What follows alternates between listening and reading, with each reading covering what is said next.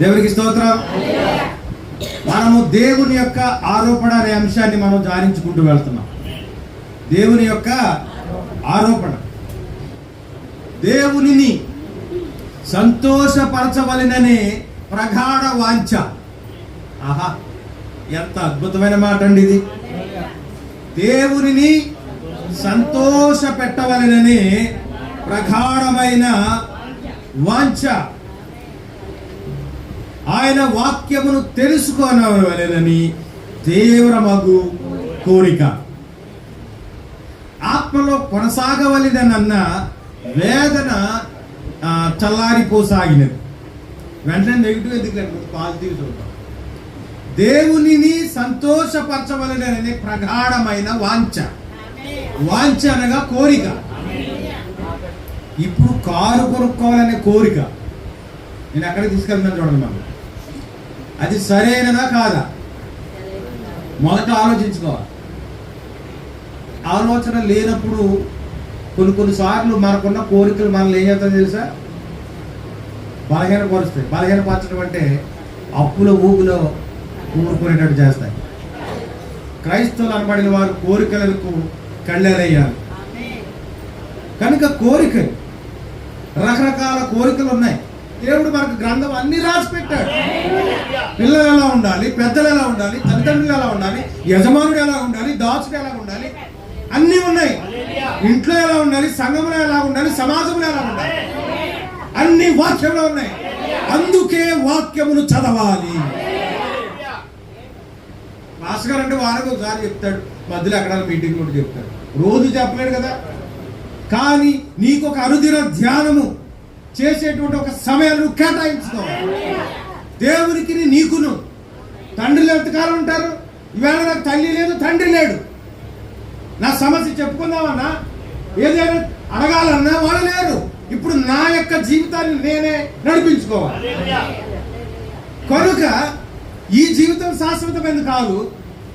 ఇప్పుడున్న ఆరోగ్యం ఇప్పుడు ఉండదు, కానీ ఎప్పుడు కూడా దేవుడు మనతో ఉంటాడు. తండ్రి తల్లులు మనతో ఉండరు, కానీ నిత్యము నీతో నాతో ఉండేవాడు మన దేవుడై. కనుక దేవునికి నీకు ఒక మంచి సహవాసం ఉండాలి, ఒక బంధం ఉండాలి, ఒక స్నేహం ఉండాలి. అప్పుడు స్నేహితుల మధ్య ఏమైనా ఉంటాయా దాపరికాలు? పిల్లలుగా ఉన్న పిల్లలు, తల్లిదండ్రులు తెలుసుకోవాల్సింది ఏంటంటే ఈ బంధాలు శాశ్వతం కాదు, నిత్యము కాదు. కానీ దేవుడితో సంబంధం ఏర్పడుతుంటే, దేవుడు మనతో స్నేహముగా ఉన్నప్పుడు, ఇప్పుడు లోకంలో ఉన్న ఏ స్నేహితుడు ఒక్క 5,000 సహాయం అడిగి చూడు, సాగులు గోళ్ళు వస్తాయి. అందుకే ఈ లోకంలో ఉన్న స్నేహాలు లాభాన్ని కోరుకుంటాయి. కానీ దేవునితో స్నేహం చేస్తే ఆయన ఏమీ ఆశించట్లేదు. నేను ఆయన బిడ్డగా ఉండంతే. కనుక విచిత్రమైన కోరికలు ఉంటాయి, కానీ అసలైన పరిపూర్ణమైన కోరిక ఏమిటి ఇక్కడ రాస్తున్నాను చూడండి. దేవునిని సంతోషపరచవలెనను ప్రగాఢ వాంఛ. ఏంటంట? దేవుని సంతోష పెట్టాలి. నాకు తెలిసిన ఒక తండ్రి ఉన్నాడు. ఆ తండ్రి తన కుమారుణ్ణి బాగా చదివించాడు. ఎంత బాగా చదివించాడంటే ఆయనకి ఇంకా బిడ్డలు ఉన్నారు, కానీ ఈ పెద్ద బిడ్డ మీద బాగా మనసు పెట్టాడు. ఎందుకంటే త్వరగా చదువుకుని ఒక స్థితిలో నిలబడితే నాకు సహాయంగా ఉంటాడు అని చెప్పి సమస్తాన్ని వెచ్చించి త్యజించి కొడుకుని చదివించాడు. ఈ కొడుకు వేరే ఊరిలో బాగా చక్కగా చదువుకుంటున్నాడు. అందరూ హాస్టల్లో ఉంటే మరి రూమ్ రెంట్కి తీసుకున్నారు. చదువుకునే పిల్లలు ఎక్కడ ఉంటారు? హాస్టల్లోనేనా? కానీ అయ్యగారు రూమ్కి రెంట్కి తీసుకుని వండుకోవడం, ఊరికే వంట అంతే. వాళ్ళ నాన్న వచ్చినప్పుడు వంట కనబడుతుంది అంతే. మిగతా వారాలన్నీ కూడా ఉదాహరణకు హైదరాబాద్లోనే ఉన్నారనుకుంటాం, ప్యారడైజ్ బిర్యానీ. ఏంటండి, ఈ తండ్రి ఎంతో కష్టపడి ఆ రోజుల్లో ఒక 700-500 పంపడమే గగనం అనుకుంటే రోజుకి 5కి 4 తీసుకెళ్ళి వీడు బిర్యానీలు ఇప్పించి 4 రోజులకి అయిపోతాయి 700. మళ్ళీ ఫోన్ లేకపోతే ఉత్తరం, నాన్న ఫీజు కట్టాలి. ఫీజా పాడా? ఫ్రెండ్స్ దగ్గర గొప్ప, నచ్చిన షూ కొనేయాలి, నచ్చిన డ్రెస్ కొనేయాలి, విలాసవంతంగా తిరగాలి. ఇది కావాలి చెప్తున్నా, నేను అదే స్థితిలో నుండి వచ్చాను. ఎవరు ఏం చెప్పారో అనుభవం నుంచే చెప్తారు.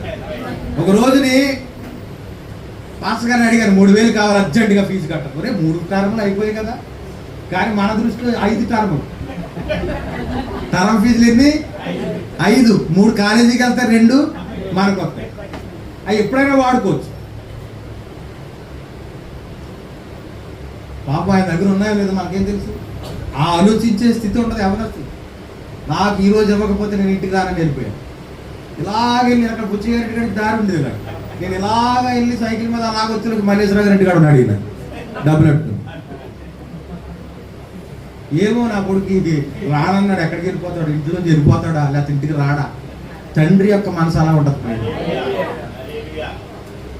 కానీ ఆ రోజు నా విచక్షణ లేక అది గుర్తొచ్చినప్పుడల్లా బళ్ళు పోట్లా ఉంటుంది నాకు. అందుకే నా తండ్రిని చివరి దినాలు అంత సుఖపెట్టాను నేను. కనుక నాకు హక్కు ఉంది ఇక్కడ నిలబడి మాట్లాడే హక్కు. దేవునికి స్తోత్రం. కనుక తల్లిదండ్రులు ఎంత కష్టపడి మనం చదివిస్తున్నారో, మనం పోషిస్తున్నారో ఒక్కసారి అర్థం చేసుకో. సరే, ఈ యవనస్తుడికి ఉద్యోగం వచ్చింది, ఏం చేయాలి? ఉద్యోగం వస్తే ఏం చేయాలి? జీతం రాగానే, నాన్న నన్ను ఎంత కష్టపడి చదివించావు, ఇదిగో నా మొదటి జీతం. తండ్రి ఎంత సంతోషిస్తాడు? పిచ్చోళ్ళ రాడు, ఎవరైనా జేబు పెట్టుకుంటాడు అనుకుంటున్నారా? నీకే ఎత్తాడు. కానీ నువ్వు ఇచ్చి చూడాలి, ఆ పని కూడా నువ్వు చెయ్యవు.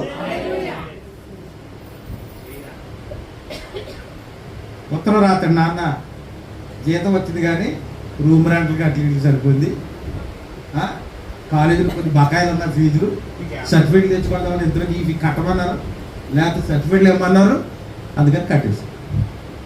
ఈయన ఏమనుకుంటాడు? తండ్రి ఎక్స్పెక్టేషన్స్ ఎలా ఉంటాయి? ఈ నెల పంపక్కర్లేదు, ఎందుకంటే నా కుమారుడికి ఉద్యోగం వచ్చింది కాబట్టి వాడి జీతంతో వాడు బ్రతుకుతాడు అనుకుంటాడు తండ్రి. ఆ జీతం తండ్రికి ఇచ్చి సహాయపడకపోగా మరలా ఉత్తరం ఏంటో తెలుసా? ఈ నెల నాకు జీతం వచ్చిందని నువ్వు పంపవేమో. పంపే తీరాలి. ఎంత కష్టం. మనస్సాక్షి లేని జీవితాలు. కనుక ఇంతవరకు తండ్రి సంపాదనల మీద ఆధారపడిన బిడ్డలు తన ఇప్పుడు సొంతంగా సంపాదించుకునే ఆ స్థితి వచ్చినప్పుడు ఏమనిపిస్తుంది అంటే, ఈ నాయి నా తండ్రికి ఎందుకు ఇవ్వాలి? నా తండ్రికి ఇస్తే ఏం చేస్తాడు? నా తమ్ముడికి ఖర్చు పెడతాడు, నా చెల్లికి ఖర్చు పెడతాడు, కనుక నేను పంపను.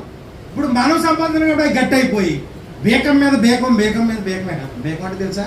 కడపలు మాట్లాడతాను, తాళాల మీద తాళాలు, ముడుల మీద ముడులు వేసేసి గట్టియో మన డబ్బులే. మన డబ్బులంటే గట్టి, నాన్న డబ్బులంటే ఖర్చు వరకు ఇవ్వాల్సిందే. అందులో ఎలాంటి సందేహము లేదు. ప్రియ సెలవుకి వచ్చేటప్పుడు భార్యకి చీర, పిల్లలకి బట్టలు, శీతాకాలం వచ్చింది కాబట్టి స్వెటర్లు, ఇవన్నీ అట్టుకుని దిగాడు అయ్యారు. ఎలా ఉంటుంది తండ్రికి? తండ్రి బాధపడ్డు, మీరు అనుకున్నా నేను బాధపడతాడేమో, తల్లి బాధపడు. ఎలా మొదటి జీతం ఇవ్వకపోతే ఇవ్వకపోయాం, కనీసం 2వ నెల అయినా నాన్న మొన్న నెల ఏదో ఖర్చులు నేను ఇవ్వలేకపోయాను కానీ ఇదిగో ఈ నెల పంపుతున్నానని ఈ తండ్రి చేతిలో పెడితే ఎంత సంతోషింటాడు? ఆ పని చేయగలిగావా? ఇప్పుడు కష్టపడి జీతం చేతికి వస్తుంది కాబట్టి పెంచారులే ఇన్నాళ్ళు, నా ఫ్యామిలీని ఇప్పుడు తీసుకుని హైదరాబాద్ వెళ్ళిపోతాను. ఇక్కడుంటే పిల్లల మెయింటెనెన్స్ డబ్బులు పంపాలి కదా. చూసారా మన డబ్బులు ఇంట్లోకి ఎంత బరువు అయిపోయాయి. ఇప్పుడు ఇంటికాడ పిల్లలకి వంకని తండ్రికి డబ్బులు పంపాలని, తండ్రికి పంపితే పిల్లలు ఒప్పుకోదు మరి. అందుకని ఎక్కడికి వెళ్ళిపోవాలి? ఇప్పుడు వేరు కాపురం పెట్టేది. ఇంట్లో ఉండంటున్నారు, వాళ్ళు బాటలు పడతారు. ఎన్ని ప్లాన్లు.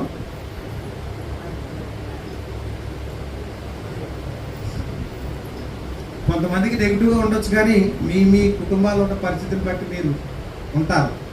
దీన్నే ఖచ్చితంగా మీరు తీసుకోవాలని నేను అన్నాను. కానీ వాక్యం ఏం చెప్తుందంటే కోరిక గురించి మాట్లాడుతుంది. దేవుని సంతోషపరచవలెను ప్రగాఢమైన వాంఛ. ఇప్పుడు నేను చెప్పిన కథలో యవనస్తుడు తండ్రిని సంతోషపెట్టలేదు. జీవితంలో ఏ ఒక్కరోజు తండ్రిని సంతోషపెట్టలేదు. కానీ వాక్యం ఏం చెప్తుందని తెలుసా? పిల్లలారా, మీ తల్లిదండ్రులను సన్మానించండి. భార్య ముందు వచ్చిందా, తండ్రి ముందు వచ్చాడా? కానీ భార్య వచ్చాక అమ్మ నాన్నలు ఎలా అయిపోతారు తెలుసా? భార్య బెల్లం, అమ్మ అల్లం. అమ్మ ఏమో అల్లం, భార్య ఏమో బెల్లం. అలా ఉన్నాయి ఫ్యామిలీస్. ప్రియులారా, మీరు దేవుని యొక్క మార్గంలో ఉన్నప్పుడు దేవుని సంతోషపెట్టాలి, తల్లిదండ్రులు సంతోషపెట్టాలి. ఇది ఒక క్రమం. అవునా? యేసుప్రభు ఒక సామెత చెప్పాడు, ఒక ఉపమానం చెప్పాడు. కొత్తగా పెళ్ళైనాడు అంటే భార్యని ఎలా సంతోషపెట్టాలని అనుకుంటాడు. అది మంచిదే, సంతోషపెట్టాలి కూడా. కొంతమంది ఏమో అసలు భార్య చూడరు. 24 గంటలు తల్లి చెప్పు, తండ్రి చెప్పు. ఇదో బ్యాచ్. నిజం, భార్య బిడ్డలు చూడరు. కానీ అన్నిటికీ ఎక్కడ తాతాడు చెప్పండి? అమ్మ దగ్గర. ఇలాంటి వాళ్ళు కూడా ఉంటారు. కానీ వాక్యం ఏం చెప్తుందంటే, చెప్పండి, పెళ్ళైన తర్వాత భార్యను హత్తుకోవాలి. కానీ నీ సంపాదన చూసావా? ఆ సంపాదన మొదట 10వ భాగం, తర్వాత తల్లిదండ్రుల భాగం, తర్వాత నీ కుటుంబ భాగం, తర్వాత నీ భాగం. నీ భార్య దగ్గరికి వెళ్ళినప్పుడు ఇంకేమవుతుంది కదా. అందుకని అంటే నీ బడ్జెట్ ఒకటి ఉంచుకోవాలి. అంటే నీ జీతాన్ని ఎన్ని భాగాలు వేయాలి? 4 భాగాలు వేసేసి, ఒక భాగం దేవునికి, ఒక భాగం తల్లిదండ్రులకి, ఒక భాగం నీ కుటుంబానికి, ఒక భాగం నీకు. అలాగే చెప్దామా? ఇలాంటి ప్రణాళికలు వెళ్తే కుటుంబాలు చాలా హ్యాపీగా ఉంటాయి, సంతోషంగా ఉంటాయి. సరే, కుటుంబాలు ఎలా ఉన్నా కానీ మరి దేవునికి మనకున్న సంబంధంలో మొట్టమొదటిగా మనము దేవునిని సంతోషపట్టాలనే ప్రగాఢమైన కోరిక కలిగి ఉండాలి. సరే, భార్య ఉన్నవాడు భార్యని ఎలా సంతోషపెట్టాలని పథకం వేస్తాడు. ఇప్పుడు దేవుణ్ణి ఎలా సంతోషపెట్టాలి? అది నా ప్రశ్న. రాత్రికి వెళ్తే మీకు అర్థమైపోతుంది. దేవుని ఎలాగా సంతోషపెట్టాలి?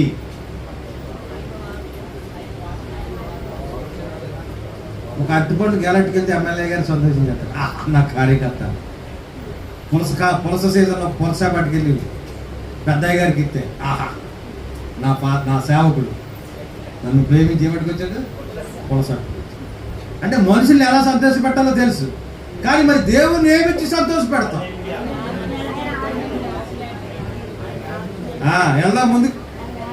దేవుని సంతోషపరచవలనని ప్రగాఢ వాంఛ, ఆయన వాక్యమును తెలుసుకొనవలెనను తీవ్రమగు కోరిక. వాక్యాన్ని తెలుసుకోవాలి.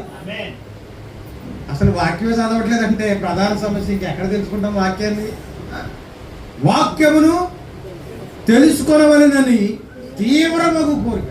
అది ఆసామాసిక కోరిక కాదు, తీవ్రమైన కోరిక మనం కలిగి ఉండాలి. ఎవరి పిల్లలు బాగా వినాలి. దేవుని సంతోషపెట్టాలి, తర్వాత తల్లిదండ్రులను సంతోషపెట్టాలి. మూడవది, దేవుని యొక్క వాక్యాన్ని తెలుసుకోవాలి. పరిపూర్ణంగా వాక్యం తెలుసుకోవాలి. ఏది ఎక్కడ ఉందో. పాస్టర్ గారు ఒక అంశాన్ని తీసుకున్నాడంటే మొదలెట్టింది ఒకటి, సొతకెళ్ళేది ఒకటి. కొంతమంది అలా కాదు, కొంతమంది ఒక క్రమంగా వెళ్తారు. పాస్టర్ గారు నిలబడ్డాడంటే ఏ అంశం రిఫరెన్స్ చెప్తే అర్థమైపోతుంది, ఆయన ఏ అంశం, ఏ సబ్జెక్టు ఆయన చెప్తాడు. అప్పుడు మీకు బైబిల్ గ్రంథంలో ఎక్కడెక్కడ ఏ రిఫరెన్స్లు రెడీగా ఉన్నాయో మీరు తీసుకోవాలి. మనసులో ఆయన చెప్పవచ్చు, చెప్పకపోవచ్చు. ఒకేలా సందర్భాన్ని బట్టి ఆయన చెప్పుకుంటూ వారాలుగా నోటుతో చెప్పేసిపోయినప్పుడు ఆ రిఫరెన్స్ తీసుకుని చదివి ఆయనకు అందించామనుకో, సేవకుడికి ఎంత సహాయం చేసింది ఎలా అవుతాను. కనుక బైబిల్ మీద ఒక అవగాహన కొట్టుండాలి. అదే వాక్యాన్ని తెలుసుకోవడం అండి. అర్థమవుతుందా? ఎంతమంది వాక్యాన్ని తెలుసుకోగలుగుతున్నారు? తెలుసుకోవడానికి ఇష్టపడుతున్నారా? ప్రయాసపడుతున్నారా? ప్రతి పేజీలో కొన్ని రెఫరెన్స్లు ఉంటున్నాయి. ఉన్నాయా లేదా?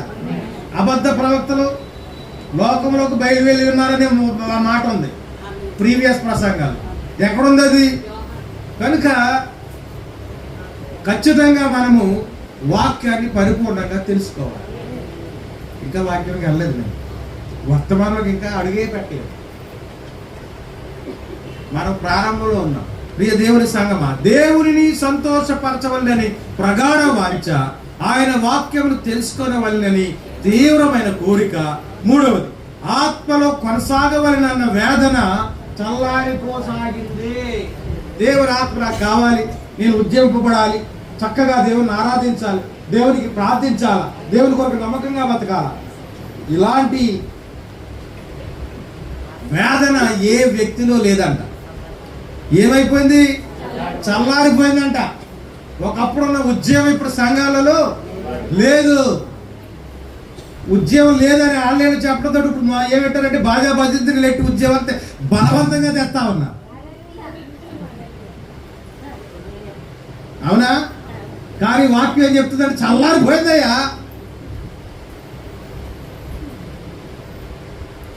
డినామినేషన్కి ఉద్యమం అంటే ఏంటి? బాజా భజంత్రులు. వర్తమానోడికి కూడా అర్థం అవ్వదు. ఇంకేం చెప్తాం మనం? ఉద్యమం అంటే ఏంటి? దేవుడే తన శక్తితో దిగిరాడు. దేవుడు తన శక్తితో దిగి రావాలంటే ఏలియా ఏం చేస్తాడో అదే నువ్వు చేయాలి. అర్థమైందా? అది కనుక చిన్న లాజిక్ మిస్ అవుతూ ఉంటారు. చాలా జాగ్రత్తగా దేవుని యొక్క వాక్యాన్ని మనం వెంబడించాలి. దేవుని యొక్క అగ్నితో మండుచుండవలసిన సంఘం. సంఘం దేనితో మండాలంట? అగ్ని అనగా పరిశుద్ధాత్మతో, దేవుని శక్తితో నింపబడి మండవలసిన సంఘము ఏమవుతుందంట? అందుకు బదులుగా చల్లారిపోయి ఆచారపూర్వకమైన దానిగా మారిపోయిన సంఘం ఎక్కడ నడుస్తుంది? ఇప్పుడు ఆచారాల్లో నడుస్తుంది. ఇప్పుడు ఐక్య కూడుకులు కూడా ఆచారమే. ఈసారి అనపత్రించి తీసుకురావాలి సౌండ్ మేళాన్ని. ఏ మేళం? సౌండ్ మేళం ఎక్కడి నుంచి రావాలి? మనసు ఇవ్వడు, ప్రార్థించడు, ఆరాధించడు, స్తుతించడు, దేవుని నామాన్ని కనపరచడు. కానీ సంవత్సరం మొదలవుతులకి ఎక్కడి నుంచి వచ్చేయాలి సౌండ్ సిస్టమ్? ఆనపత్రి నుంచి వచ్చి మొత్తం ప్రజలందరూ గుండెలకు పోయి చచ్చిపోవాలన్నమాట. అంతే. ఆచారమా కాదా?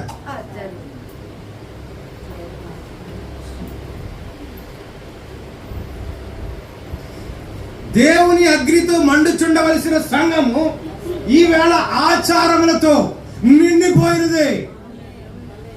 బాధపడవలసిన విషయమా కాదా ప్రియులారా? బాధనా? ఎప్పుడు కనపడతారో తెలిసేళ్ళు క్రిస్మస్ టు క్రిస్మస్. మేము రావట్లేదండి, అప్పుడప్పుడు వస్తుంటాం. ఎప్పుడెప్పుడు?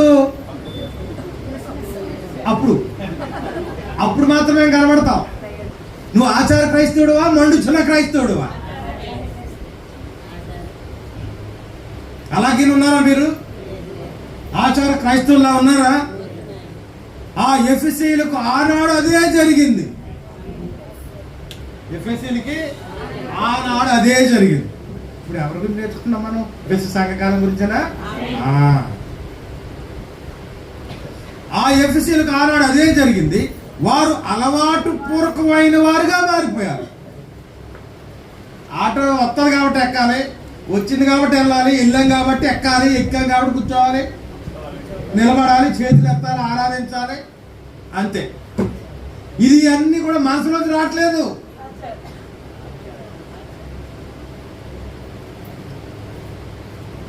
ఏంటంటది? అలవాటు. ఆచారం వేరే, అలవాటు వేరు మనం. అవునా? కానీ నీ హృదయం మండితే, నీ లోపల మంట కనుకుంటే పరిగెత్తుకొస్తావు. పాస్టర్ గారు పొమ్మని ఇక్కడే ఉంటాం. దేవుని పట్ల వారికి ఉన్న కోరిక నెమ్మది నెమ్మదిగా క్షీణించిపోయింది. దేవుని పట్ల కోరిక లేదు, ఆసక్తి లేదు. ఏమైందండి? ఏం జరిగింది అనుకుంటారు మీరు? చీకటి మెల్లమెల్లగా ప్రవేశిస్తా ఉంది. చీకటి అనగా లోకము, లోకం అనగా ఐగుప్తు.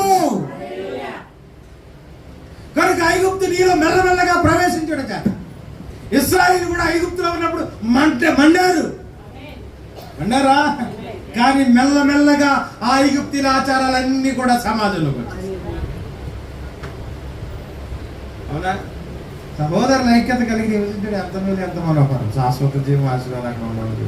ఇది పాత నిబంధనలో ఉంది కదా, ఇశ్రాయేలుకు తెలుసు కదా. కానీ మోషే చేసిన చిన్న తప్పుదాన్ని బట్టి ఆ మోషేనే ఐగుప్తుని కొట్టేసినట్టు మమ్మల్ని కూడా చంపేద్దాం అనుకుంటావా? సరే, ఆ యొక్క చిన్న కార్యం ద్వారా తన సొంత ప్రజలకు జడిసి మోషే అక్కడి నుంచి వెళ్ళిపోవాల్సి వచ్చింది.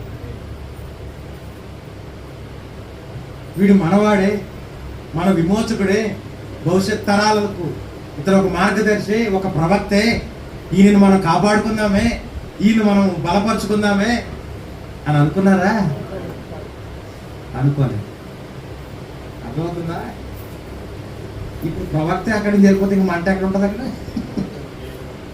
మంట ఉంటుందా? ఐగుప్తు ఆచారాలు మునిగి తేలుతా ఉన్నా. ఆ ఆచారాల వల్ల నరాల్లో ఇంజెక్ట్ చేయబడ్డాయి కాబట్టి అణువున అరణ్యములు దేవుని శక్తిని చూసి కూడా దేవుని వాళ్ళు శోధించారు.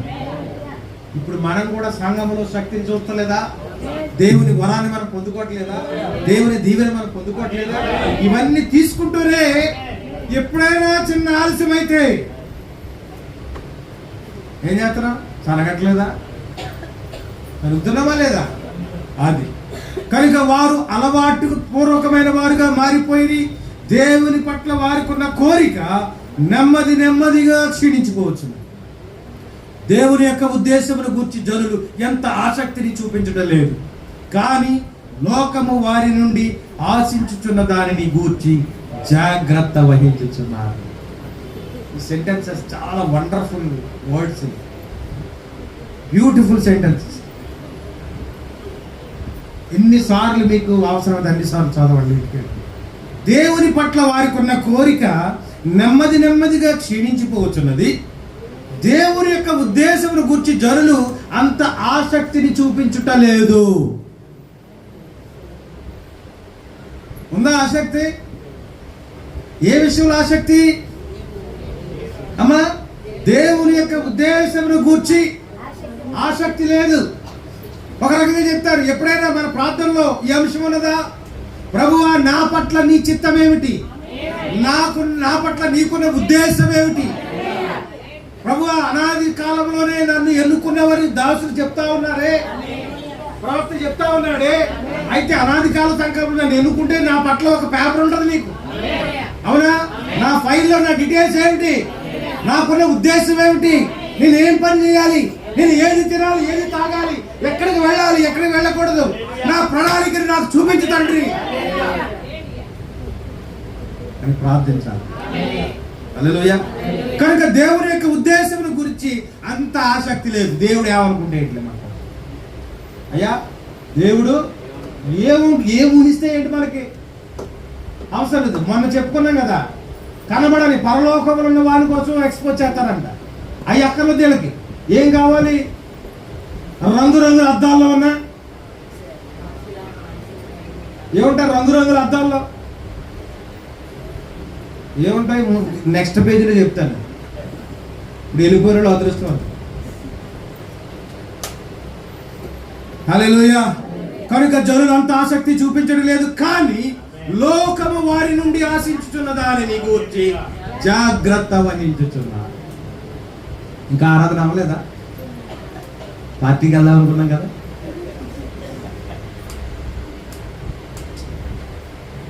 వేళ నిజానికి రాత్రి ఆలస్యమైంది. వేళ పెందలకడే ముగించేద్దాం అనుకుంటే ఇంకా సాగదీస్తున్నాడు. కంగారు పడుకు వచ్చేస్తాను. ఒక్క నిమిషం వచ్చేస్తాను. మీరు రెడీగా ఉండండి, వచ్చేస్తాను. లోకము వారి నుండి ఆశించుచున్న దానిని గూర్చి చాలా జాగ్రత్త వహిస్తున్నారు.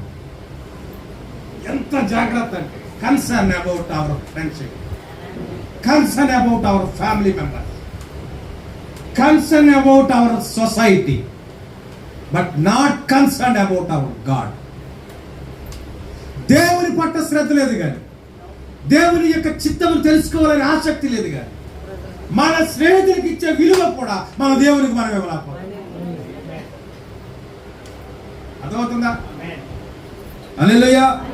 లోకము వారి నుండి ఆశించుచున్న దాని గురించి జాగ్రత్త వహించుచున్నారు. వచ్చుచున్న ఆ రెండవ తరము ఇశ్రాయేలు వారి వలనే ఉన్నది. మొదటి తరం కాదు. మొదటి తరం అబ్రహాము ఇస్సాకు యాకోబులు అవుతారు. కానీ రెండవ తరంతో వచ్చి చూసేవారు నామా ఏమంటారు దానికి? పంట కోసేసే వస్తుంది ఏంటంటే కనుక ఈ రెండవ తరము వారి వలె ఉన్నదంట. వచ్చుచున్న రెండవ తరము ఇశ్రాయేలు వారి వలె ఉన్నది.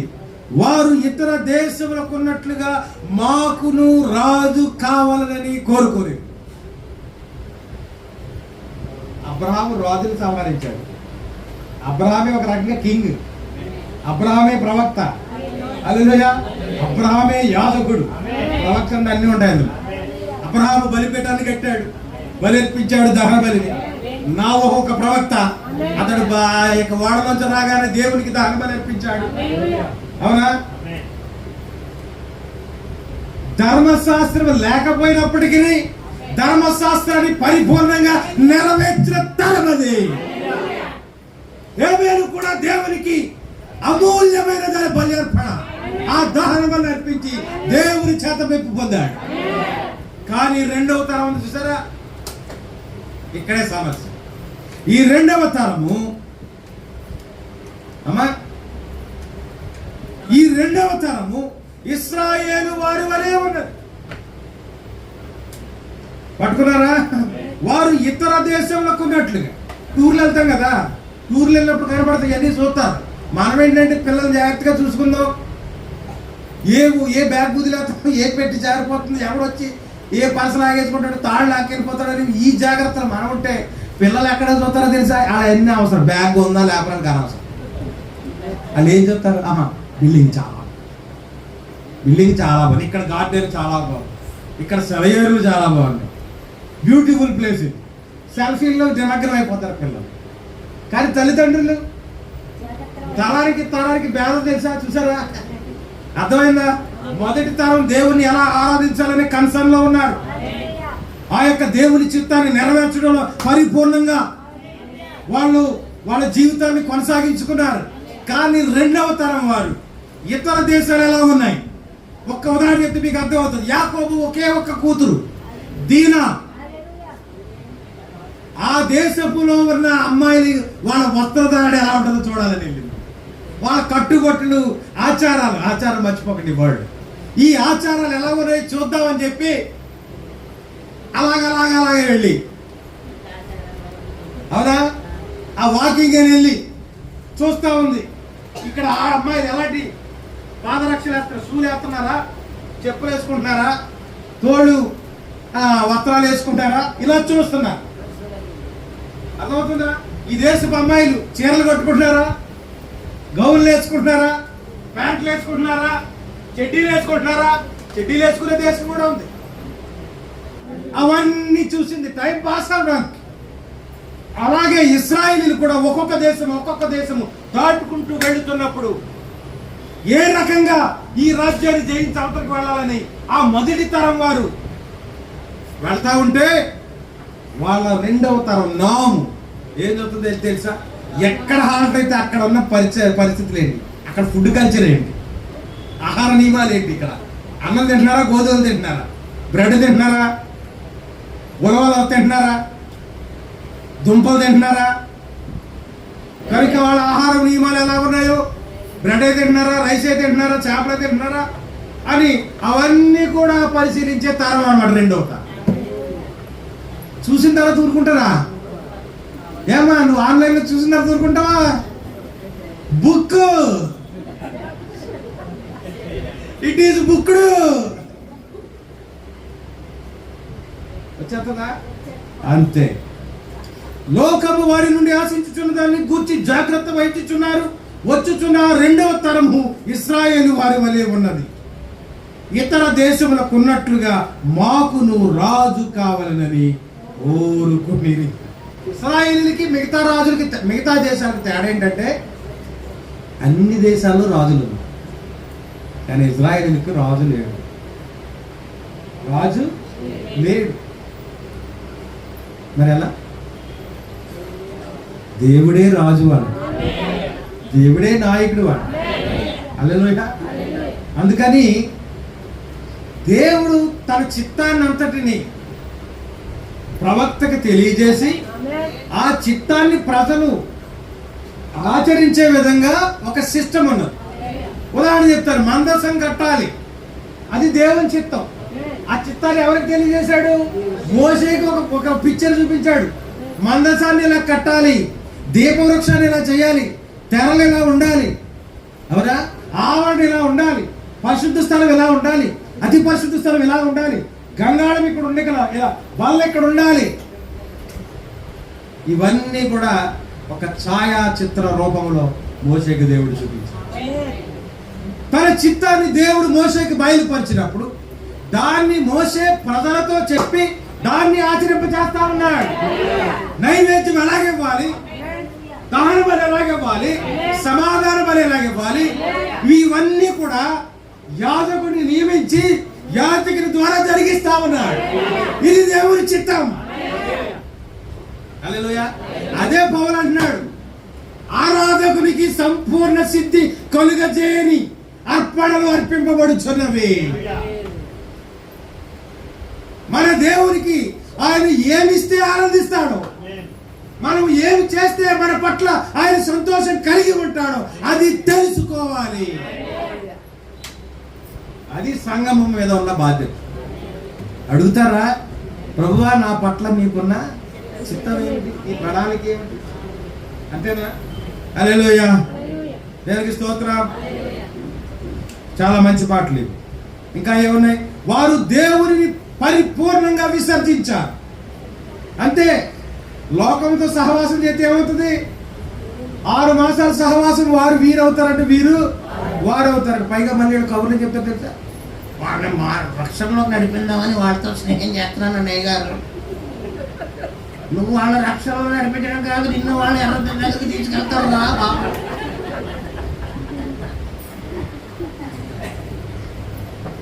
వారు దేవుని విసర్జించి ఏమైనా కానీ రాజు మాకు కావాలని వారు కోరుకోని. ఇక్కడ చూడండి, దేవుని చిత్తంలో రాజు లేడు. వాళ్ళని దేవుడే పరిపాలించాలి, వాళ్ళని దేవుడే నడిపించాలి, వారు దేవుని నాయకత్వం కిందే ఉండాలి. కానీ ప్రజలు దేవుని విసర్జించి మాకు రాజు కావాలి అని కోరుకున్నారు. మొదటి తరం కాదండి, పట్టుకోండి జాగ్రత్త. రెండవ తరం, అది సంఘం యొక్క చరిత్ర. వారు దేవునికి చెంది ఉండకుండా ఈ లోక మర్యాదను ఎక్కువగా అనుసరించు. ఏ మర్యాద అంటది? చెప్పాలి అందరూ. ఏ మర్యాద? లోక మర్యాద. ఎలా ఉంటది ఈ మర్యాద అంటే? ఏంటనుకుంటారు కదా, అదే ఆచారం. ఆచారం అనగా మర్యాద అనగా ఒకటే. ఇంగ్లీష్ లో దాన్ని రిచువల్స్ అంటారు, ట్రెడిషన్ అంటారు. ఇప్పుడు చూద్దాం, ఈ లోక మర్యాదను ఎక్కువగా అనుసరించుచు ఇంతకు ముందు వారు చేయుచుండిన భక్తి క్రియలను ఇక చేయక ఆపివేసి వారిప్పుడు ఇంతకు ముందు చేయని కార్యములను చేయొచ్చు. అమ్మమ్మ ఏం చేసింది? చక్కగా వాకలు తుడిసి ఎసరెట్టి అన్నం వండి ఊరండి అవన్నీ అక్కడ పెట్టి, బాబా తానం చేయండిరా పోతుందాం అని ముందుగా ఇవి వెళ్ళిపోయి తానం చేసి చక్కగా చీర పట్టుకొని ప్రార్థన చేసి. ఇది మొదటి తరం. మొదటి తరం యొక్క ట్రెడిషన్, ఆచారం. అర్థమవుతుందా? ఇది. కానీ ఇప్పుడు రివర్స్. స్నానం కూడా చేయడు, ముందు బొవ్వెట్టేసి తర్వాత చేద్దాం. అవునా? మీ ఇంట్లో జరిగే దేవుడికి మాట్లాడతాను. దేవుడికి స్తోత్రం చెప్దామా? కనుక లోక మర్యాదను ఎక్కువగా అనుసరిస్తున్నారంట. దేవుని మర్యాద ఉంటుందా మరి? లోక మర్యాద ఉన్నప్పుడు దేవుని మర్యాద ఉంటుంది కదా, అది చెప్పుకుని ముగించేద్దాం. కొంచెం ఓపు పట్టాడు. ఈ లోక మర్యాదను ఎక్కువగా అనుసరించు ఇంతకు ముందు వారు చేయుచుండిన భక్తి క్రియలను ఇక చేయక. ఇంతకు ముందు చేసిన భక్తి క్రియలు ఉన్నాయా లేదా? బలి ఇవ్వాలని ఒక ఆలోచన వచ్చింది. అలాంటి ఆలోచన ఇప్పుడు మాకేమొద్దు. మేము దేశ విదేశాలు వెళ్ళి వాళ్ళ ఆచార వ్యవహారాలు తెలుసుకుని అవి మాకు ఇష్టమైతే వాటిని మేము అనుసరిస్తాం. లోక మర్యాద. ఓకే, ఇంతకుముందు వారు చేయుచుండిన భక్తి క్రియలను ఇక చేయక ఆపివేసి వారిప్పుడు ఇంతకుముందు చేయని కార్యములను చేయుచుండు. వారిప్పుడు తమ వస్త్రధారణను, వారి వైఖరిని, వారి ప్రవర్తనను మార్చి ఉన్నారు. వారు విశ్రమించి ఉన్నారు. ఇక్కడ ఆగుతాను. అసలు ఎఫ్ఎస్ అంటే ఏంటి చెప్పాలి? ఎఫ్ఎస్ సంఘకాలం గురించి నేర్చుకున్నాం. ఎఫ్ఎస్ అనగా అర్థం ఏంటి? దేని నుంచి విశ్రాంతి? ఆరాధన నుంచి విశ్రాంతి, దేవుని మర్యాద నుండి విశ్రాంతి, అన్ని దేవుని యొక్క దైవ కార్యాల నుండి కూడా పరిపూర్ణమైన. వారి ప్రవర్తనను మార్చి ఉన్నారు, వారు విశ్రమించి ఉన్నారు. ఎఫెస్ అని పదమునకు అదే అర్థం. ఏమర్థము? విశ్రాంతి పొందుట, దారి తప్పుట. ఏమైపోయింది ఎఫెసు సంఘకాలం? ఇశ్రాయేలు యొక్క రెండవ తరము వారి వలె దేవుని మర్యాదను మర్చిపోయి లోక మర్యాదను అనుసరిస్తా ఉన్నారు. హల్లెలూయా. కనుక ఈ లోక మర్యాదను ఎక్కువగా అనుసరించుచు ఎంతగా ముందు వారు చేయుచుండిన భక్తి క్రియలను ఇక చేయక ఆపివేసి వారిప్పుడు ఎంతగా ముందు చేయని కార్యములను చేయుచుందు. వారిప్పుడు తమ వస్త్రధారణను, వారి వైఖరిని, వారి ప్రవర్తనను మార్చి ఉన్నారు. మీ అమ్మమ్మకి తెలుసా జీన్ ప్యాంట్? పోనీ మీ అమ్మకి తెలుసా జీన్ ప్యాంట్ రైడు? ఇప్పుడు నువ్వేం చేసావు? వాళ్ళ మొదటి తరం, నువ్వు రెండవ తరం. దేవుని మర్యాదను అనుసరించక లోక మర్యాదను నువ్వు ప్రేమించి అనుసరిస్తున్నావు. అలా చెప్తారా? తమ వస్త్రధారణను, వారి వైఖరిని, వారి ప్రవర్తనను మార్చివేసి ఉన్నారు. దేవుని మర్యాద నుండి పరిపూర్ణంగా విశ్రాంతి తీసుకున్నారు.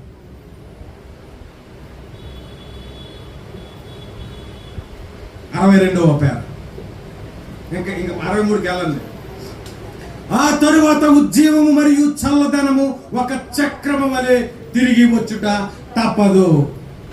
ఒక సమయంలో వేడి ఉంటది, ఒక సమయంలో ఏముంటది? చల్లదనం ఉంటది. వాతావరణం మారినట్టుగానే ఎండాకాలం, శీతాకాలం, వర్షాకాలం లేక సంఘము ఒక సమయంలో ఉజ్జీవము, ఒక సమయంలో చల్లదనం, మరలా ఒక సమయంలో ఉజ్జీవము, మరలా ఒక సమయంలో చల్లబాటు. అందుకే దేవుడు మనం ఏం కోరుకున్నాడంటే మొదటి సంఘ కాలంలో ఉన్న ఉజ్జీవము తిరిగి మరలా నీవు పునరుద్ధరణలోకి రావాలి. అంటే ఇప్పుడు సంఘం ఎలా ఉందంటే చల్లారని స్థితిలో దేవుని యొక్క మర్యాదను పరిపూర్ణంగా విసర్జించి లోక మర్యాదను అనుసరిస్తూ ఉన్నారు. అర్థమవుతుందా లోక మర్యాద అంటే? కనుక ఇప్పుడు ఉజ్జీవం కూడా ఒక సమయంలో ఉండి ఒక సమయంలో చల్లారిపోతాం. హల్లెలూయా. చక్రము వలె తిరిగి వచ్చుట తప్పదు. నీవు చేయవలసినంతయు ఒక్కటే. సంగమా, దేవుడు నీతో ఖచ్చితంగా మాట్లాడుతున్నాడు. నీవు చేయవలసింది ఒకే ఒక్కటి. ముందే చెప్పారు, దేవునికి నీకు ఒక అనుబంధం ఉండాలి, దేవునికి నీకు ఒక స్నేహం ఉండాలి, దేవునికి నీకు ఒక సహవాసం ఉండాలి. ఈ సహవాసం నిజముగా నువ్వు దేవుని స్నేహాన్ని కోరుకుంటే, నిజముగా దేవుని సహవాసాన్ని నీవు కోరుకుంటే నువ్వేం చేయాలి తెలుసా? దేవుని చిత్తం ఏమిటో నీ పట్ల నువ్వు తెలుసుకోవాలి. దేవుని ఆత్మ యొక్క చివరి కదలికను గుర్తించి నువ్వు చేయవలసింది ఏంటో చెప్తున్నాడు చూడండి. దేవుని ఆత్మ యొక్క చివరి కదలికను గుర్తించి స్త్రీలు మరియు పురుషులు క్రైస్తవుల వలె దుస్తులు ధరించి. ఎలా ధరించాలంట? క్రైస్తవుల వలె దుస్తులు ధరించి. ఆ తరువాత ఉజ్జీవము మరియు చల్లదనము ఒక చక్రము వలె తిరిగి వచ్చుట తప్పదు. ఉద్యమం వల్ల ఖచ్చితంగా వచ్చే తీరాలి. అంతేనా? ఇప్పుడు ఉద్యమం లేదు. 7వ సంఘ కాలంలో మరలా ఉద్యమం పునరుద్ధరించబడాలి. ఆ మంట మరలా మండాలి. దేవుని ఆరాధన అంటే, దేవుని వెంబడించడం అంటే, దేవుని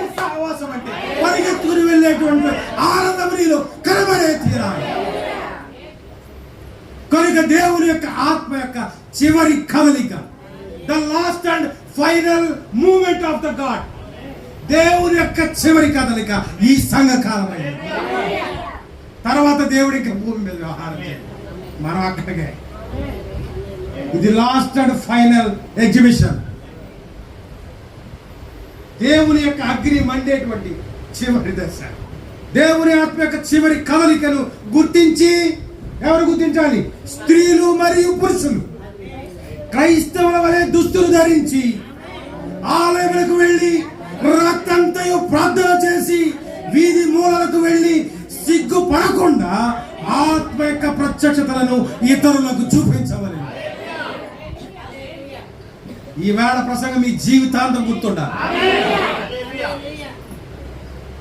మనం ధరించే దుస్తులు కూడా లోక మర్యాదను అనుసరించి కాదు కానీ సహోదరుడు, దేవుని మర్యాద ఉండాలి. నీవు క్రైస్తవుని వలె జీవించగోరించు. దేవుని మర్యాదలో ఉన్న వస్త్రాలను నువ్వు ధరించే తీరాలి.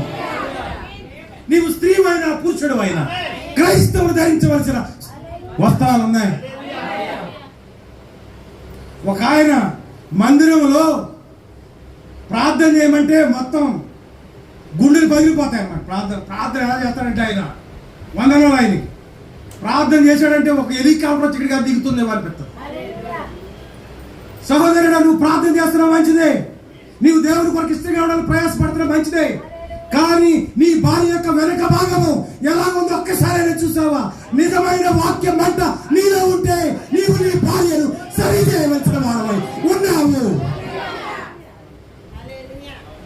ఎందుకంటే నువ్వు ఇంత ప్రార్థనాపరుడు అయినప్పుడు నీ భార్య దేవుని మర్యాదలో ఉండే తీరాలి.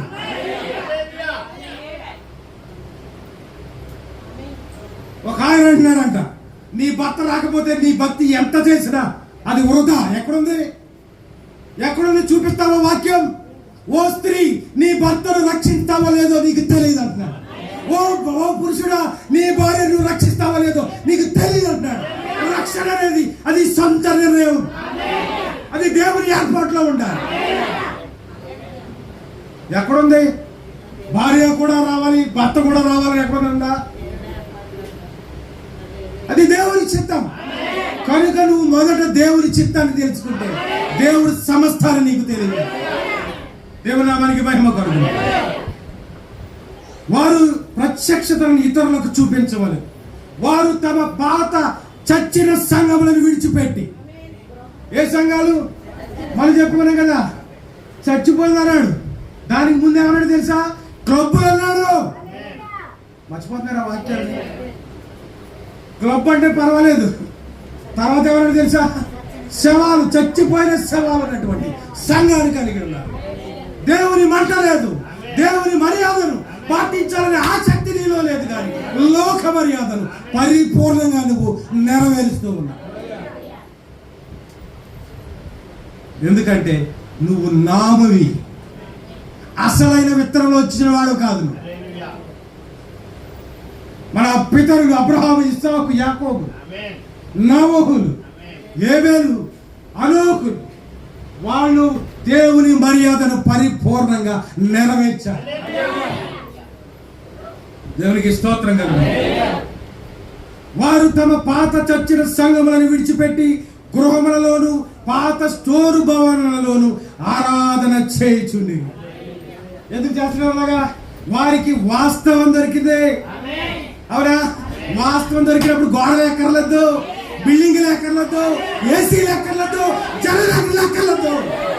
ఎక్కడున్నా దేవుని మంటతో మండే తీరుతాం. కనుక ఆ మంటను వాళ్ళు తిరిగి పునరుద్ధరించబడి పాత భవనాల్లో కూడా కూలుకుని దేవుని ఆరాధిస్తారు. దేవుని నామానికి మహిమ కలుగును. ఎందుకు కారణం అంటే వాస్తవం వాళ్ళకి దొరికింది, వాక్యం యొక్క రుచి వాళ్ళకి దొరికింది, దేవుని యొక్క మర్యాద ఏమిటో అర్థమైంది. దేవునికి స్తోత్రం కలుగును. చచ్చిన సంఘములను విడిచిపెట్టి చదువమ్మా, గృహములలోను పాత స్టోరు భవనములలో ఆరాధన చేయించు. ఆరాధించడానికి స్టోర్ అయితే ఏంటి, పాత భవనం అయితే ఏంటని అడుగుతున్నాను నేను. ఎక్కడైనా ఆరాధించాలి. హల్లెలూయా. కానీ అది ఎంతో కాలం కాకుండా వారికి సరిపోయినంత ధనము రాగానే, ప్రారంభం ఎలా ఉంది? చెక్క తొట్టుల్లోను పాత భవనాలను స్టోర్లోను ఆరాధించారు. కానీ ఒక్కసారి ధనము రాగానే, సమృద్ధి వాళ్ళకి అందగానే ఏమైంది? చక్కని నూతన భవనములలోను నిర్మించుకొని, చదవాలి, నేను చదువుతాను వినండి. సరిపోయినంత ధనము రాగానే చక్కని నూతన భవనములను నిర్మించింది. వారంతటా వారు దేవునికి గానములను పాడుట మాని. ఎలా ఉంటాయి దేవునికి గానాలంటే? ఇవాళ మీరు పాడిన పాట ఏంటి? ఎంతమందికి వచ్చే పాట? అయ్యి మన మొదటి తరగతి పాడిన పాటలమ్మా, అందులో ఉండదు దేవం. ఇప్పుడు కొత్త పాటలు ఎంత కూర్చోబెట్టి ఏముండదు. అర్థమవుతుందా? ఆ పాత పాటలు ప్రాక్టీస్ చేయండి. దేవునికి స్తోత్రం కలుగునుగా. ఖచ్చితంగా మొదటి పాట ఒక పాత పాట అయి ఉండాలి. 5 నుంచి 7 చరణాలు ఉండాలి. మీరు వాటిని అర్థం చేసుకుని పాడాలి. ఎందుకంటే మన మొదటి తరం అక్కడి నుంచే వచ్చింది కాబట్టి మనము ఆ ఆచారాన్ని మనం కలిగి ఉండాలి. అది లోకాచారం కాదు. కానీ లోకాచారం అంటే ఏంటో తెలుసా? లోకాచారం అంటే తెలుసా? నేను ఉండాలేనయ్యా అని ఆరాధించాడు. సాయంత్రం వీడు కాళ్ళు చేతులకు పోతే నేను ఉండలేనురా బాబు, నువ్వు రారా బాబా, అందులో పలిగిరా బాబా. ఇది లోకాచారం. కానీ మన పితరులు పాడిన పాటలు, మన పితరులు చేసిన ఆరాధన విధానం చూసిన దేవుని ప్రజలతో శ్రమయే మేలని, ఐగుప్తు పాపపు భోగము వీడచిన మోషే వలె మనము సాగిపోదాము ఆత్మ నియమము ద్వారా సాగిపోదాము. హల్లెలూయా. ఒక్కొక్కసారి మన అంచనాలు తారుమారైతే ఎవరిస్తున్నారు? జాగ్రత్త. నువ్వు చేస్తున్నది భక్తి అనుకుంటున్నావు, నువ్వు చేస్తున్న నిజమైన ఆరాధన అనుకుంటున్నావు, కయ్యను వలే. కానీ దేవుడు నిన్ను కోరేది ఏంటి తెలుసా? ఆ మొదటి తరము యొక్క క్రమాన్ని కోరుకుంటావు. హల్లెలూయా. కానీ అది ఎంతో కాలం కాకుండా వారికి సరిపోయేంత ధనము రాగానే చక్కని నూతన భవనములను నిర్మించి. ఏమి నిర్మించారంట? నూతన భవనం, ఏసీ ఆడిటోరియం, అవునా, డిజిటల్ స్క్రీన్స్, పొగలు, లైటింగ్లు. ఒక్కటి కాదు, ఎవరసలకి ఏం కావాలి? అయ్యి కావాలి. ఆ సంఘాల్లో చూడండి, ముసళ్ళు ఎవరు కనపడరు. ముసలికి అంతా గదరగోళంగానే ఉంటుంది. ఒక్క నిమిషం ఉన్నది మన ఇతరులకి తీసుకెళ్ళి కూర్చోబెట్టాడు. ఏంటి బాబు ఈ పొగలెట్టి ఈ లైటింగ్లు ఏంటంటే, అవునా? కానీ మన మనవలో అమ్మమ్మ నువ్వు కాలు తెరిపో అటు ఎక్కిస్తాను, నేను వస్తానులే. ఏం కావాలి వాళ్ళకి? తరానికి చాలా జాగ్రత్తగా వాక్యాన్ని వెంబడించండి. పాత తరానికి కొత్త తరానికి ఉన్న విధానం ఏంటో చూడండి. వాళ్ళు పరిపూర్ణంగా దేవుని యొక్క క్రమాన్ని మర్చిపోయి ఏం చేశారో తెలుసా? లోక మర్యాదను, దేవుని మర్యాదను మర్చిపోయి లోక మర్యాదను అనుసరిస్తా ఉన్నారు. హల్లెలూయా. కనుక చక్కని భవనములను కట్టి వారంతటా వారు దేవునికి గానములను పాడుట మాని గాయక బృందాలు వచ్చాయి. ఇప్పుడు ఏమొచ్చాయి? గాయక బృందాలు వచ్చాయి. ఇంకా వచ్చాయి. గాయక బృందానికి ప్రత్యేకమైన దుస్తులు ధరింపజేసి, ఆ సంఘం వాళ్ళు పసుపు రంగు వేస్తున్నారు కాబట్టి ఇప్పుడు తెలుపులు ఎదిరిపోయాయి తెలుసా? పూర్వం తెలుపు పరిస్థితి గుర్తు కాబట్టి తగ్గించుకున్న విశ్వాసం తెల్లదెల్ల కట్టుకునేవారు, అవునా? తర్వాత ఆర్కెస్ట్రాలో వైరు బృందానికి తెల్ల వస్త్రాలు వేసేవారు. మరి ఇప్పుడు ఎవడన్నా వేస్తున్నాడు తెల్ల? చూసారా దేవుని వాక్యం ఎంత సత్యమైనదో. వారు గాయక బృందములకు ప్రత్యేక దుస్తులు ధరింపజేసిరి. వారు ఒక ఉద్యమాన్ని ఏర్పరిచి దానిని మానవుల ద్వారా నడిపించిరి. ఉద్యమాన్ని ఏర్పాటు చేసినాడు ఎవడు? ఉద్యమం, ఉజ్జీవం కాదు, ఉద్యమం. దాన్ని ఎవడో ఒకటి పెట్టాడు. పెట్టి ఏం చేశాడు? మానవుల ద్వారా నడిపిస్తా ఉన్నారు. ఇదే కయ్యను క్రమమై ఉన్నది. ఎంతకాలం ఆ సైడ్ డ్రమ్ వాయింటారు మీరు? ఇప్పుడు ఏం కావాలంటే సంఘంలోకి ఫైర్ రావాలి, ఆర్కెస్ట్రా రావాలి. దేవుని నామానికి మహిమ కలుగును. వారు ఒక ఉద్యమాన్ని ఏర్పరిచి దానిని మానవుల ద్వారా నేర్పించిరి. వారు చదువుటకు తగని పుస్తకములను చదవనారంభించిరి. ఏం చదువుతున్నారంట? చదువుటకు తగని పుస్తకాలు. ఎవరంట? ఆరాధన చేసే గాయక బృందాలు ఏం చదువుతున్నాయి? ఈ పుస్తకం రాసేసరికి పుస్తకాలు ఉన్నాయి కాబట్టి పుస్తకాలు చదివారన్నాడు. కానీ ఇప్పుడు ఇంటర్నెట్లో, సెల్ ఫోన్లోనే చూడకూడని చూస్తూ ఉన్నారు. అర్థమవుతుందా సంగమా? ఆలస్యమైన పర్వాలేదు అనుకున్నారు. ఆమె చెప్తారు. వారు ఒక ఉద్యమమును ఏర్పరిచి దానిని మానవుల ద్వారా నడిపించింది. వారు చదువుటకు తగని పుస్తకములను చదవనారంభించింది. వారు ద్వారములను తెరిచి ఉంచినందున మేకలు వచ్చి, తలుపులు తెరిచే ఉంటే ఏమవుతుంది? మేకలు కాబట్టి పందులు వస్తాయి. వారు ద్వారములను తెరిచి ఉంచినందున మేకలు వచ్చి వాటిని ఆక్రమింపసాగాను. సంతోషపు కేరింతలు పోయాయి. ఆ హేబేలు వేసిన ఆనందపు కేకలు లేవు. ఆ హరువుకు ఆనందించిన ఆ ఆనందం ఇప్పుడు సంఘంలో లేదు. మరి ఏమన్నా తెలుసా? ఆత్మ యొక్క స్వాతంత్రం పోయింది. అమ్మ గట్టిగా అరవకో, గట్టిగా ప్రార్థన చేయకు, గట్టిగా ఆరాధన చేయకు అని చెప్పారు లేదా? ఇంకా అనగా 3 చచ్చిపోయినా ఎడుతున్నారు అన్నాడు కావడానికి అంతే. దాపుతో నీ నోరు లేదంటే సంతోషపు కేరింతలు పోయినవి, ఆత్మ యొక్క స్వాతంత్రము పోయినవి. వారు ఒక ఆచారమును రూపొందించింది. ఏం చేశారంట? వాళ్ళు ఒక సెటప్ చేశారు. అదే ఆచారం. అర్థమవుతుందా? కనుక మనుషులు వాళ్ళు కల్పించిన పద్ధతులు దైవోపదేశాలని చెప్పి ప్రజలను అవలంబింప చేస్తారండి. ఓకే, వారు ఒక ఆచారము రూపొందించి అగ్ని చల్లారిపోయి నల్లని బూడిద మాత్రమే మిగిలినది.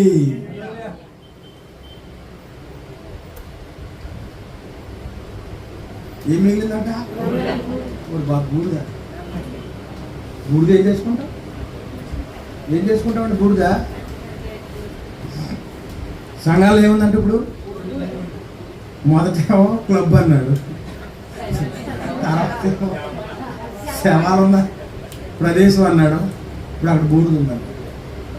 ఆ శవాలు కూడా ఏమయ్యాయన్నమాట? ఇప్పుడు బూడిద అయిపోయి. దేవుని స్తోత్రం చేద్దామా? ఇప్పుడు చూద్దాం. దేవునిని ప్రేమించటనగా ఏమిటో యోహాను అర్థం చేసుకునేదని కొద్ది క్షణముల క్రితం నేను చెప్పి ఉన్నాను. కొద్ది క్షణముల క్రితం అంటే మనకి కొన్ని వారాల క్రితం. 60వ పేజీ. ఆయనను మొదట నీకుండిన ప్రేమను నీవు వదిలితివని నేను నీ మీద తప్పు ఒకటి మోపవలసి ఉన్నది. ఉందా మొదటి ఉన్న ప్రేమ? ఉందా మొదటి ఉన్న అగ్ని? మొదటి ఉన్న ఉజ్జీవము? ఏమైపోయాయి? చల్లారిపోయాయి. కారణం ఏమిటి? నీవు దేవుని ధర్మాన్ని మర్చి, దేవుని యొక్క ఆచారాన్ని మర్చి లోకాచారం వైపు చూసి. అవ్వమ్మ కూడా అదే చేసిందా? అవ్వమ్మ అంటే ఎవరనుకుంటారు? సంఘం. దేవుడు ఒక అందమైన తోట ఇచ్చాడు. ఏం కొదువా? అన్ని ఫలవృక్షాలు ఉన్నాయి. ఇది ఆనందించచ్చు కదా. అబ్బాయి గోడ అవతలేదో ఉంది, చూపులకు రమ్యముగా. ఇక్కడ ఇన్ని రమ్యంగా ఉంటే అన్ని వదిలేసి ఏం కావాలంటున్నారు? గోడ అవతల ఉన్నది కావాలి. తెచ్చుకుంది, తిన్నది, ఏమైంది? మన అందరినీ పాపలో ముంచేసింది. కనుక తల్లిదండ్రులు అనుభూతితో చెప్తారు, పిల్లలారా అది వద్దు అన్నప్పుడు మీరు మానే తీరా. వెళ్ళొద్దంటే వెళ్ళడం మానేయాలి. రీజన్ అడగకూడదు. ఆ రీజన్ తల్లిదండ్రులు తెలిసినా మీకు చెప్పరు. ఒక సమయం వచ్చినప్పుడు మీకే అర్థమవుతుందా? హల్లెలూయా. కారణం ఏంటంటే మీరు 2వ తరం, మీరు నాము. మీ తల్లిదండ్రులకు ఎంతో అనుభవం ఉంది. అన్ని కష్టాలను వాడు చవి చూశారు, అన్ని బాధలను వాడు అనుభవించారు. కనుక ఏమి చెప్పినా వాళ్ళ అనుభవంలో నుండి వచ్చి చెప్తారు. కనుక మీ తల్లిదండ్రులను సన్మానించడం అనేది ఎందుకన్నాడంటే వాళ్ళు చెప్పిన ప్రతి మాటను మీరు గౌరవించాలి. హల్లెలూయా. దేవునికి స్తోత్రం కలుగునుగా. కనుక సంఘం ఎక్కడ మొదటి ప్రేమను విడిచిపెట్టినో యోహాను చూశాడు. యోహాను 5:3 ఉంది, ఆయన ఆజ్ఞలను అనుసరించుటయే దేవుని ప్రేమించుట. ఇప్పుడు దేవుని మర్యాద అంటే ఏంటో తెలుసా? అంతే, దేవుడు ఏం చెప్పాడో దాన్ని చేయడమే, అనగా ఆయన వాక్య ప్రకారంగా జీవించటమే ఆ దేవునిని ప్రేమించుట. ఒక 2 మార్కులు ప్రశ్న వేస్తానే. దేవుని ప్రేమించడం అంటే ఏంటి? ఆయన ఆజ్ఞలను గైకొనుట. హల్లెలూయా. అయ్యో ఇశ్రాయేలు, నీవు నా మాట వినలేదా? మనం ఏ పోగొట్టుకున్నాం తెలుసా? చిన్న చిన్న రోగం తగ్గడమే హ్యాపీ ఫీల్ అయిపోతాం. చిన్న చిన్న రంప తగ్గుతాయి, అయ్యి బాబోయ్ హ్యాపీ ఫీల్ అయిపోతాం. ఇది కాదయ్యా మేలంటే, అసలైన మేలు దేవుడిచ్చే నిత్యరాజ్యమే నీకు మేలు. దానికోసం ఆరాటపడు, దాన్ని సంపాదించుకోవడానికి తీవ్రమైన కోరిక కలిగి ఉండాలి. హల్లెలూయా. మొదటి మాటకు వచ్చేస్తాను ముగించేసి, దేవుని సంతోషపరచబడినని ప్రగాఢ వాంఛ, ఆయన వాక్యమును తెలుసుకొనవలెను తీవ్రమగు కోరిక, ఆత్మలో కొనసాగవలెను ఒక ఆరాటం మనకు కలిగి ఉండాలి. హల్లెలూయా. ఎంతమంది వాక్యం ఉందో ఆనందించారు? లేచి నిలబడండి. వాక్యం ఏం కావాలేదు, ఇది పార్ట్ 1, తర్వాత మాట్లాడుతున్నాం. లేచి నిలబడండి అందరూ. వాక్యాన్ని బట్టి ఆనందిస్తే ప్రభుని ఆరాధించిన ప్రియులారా.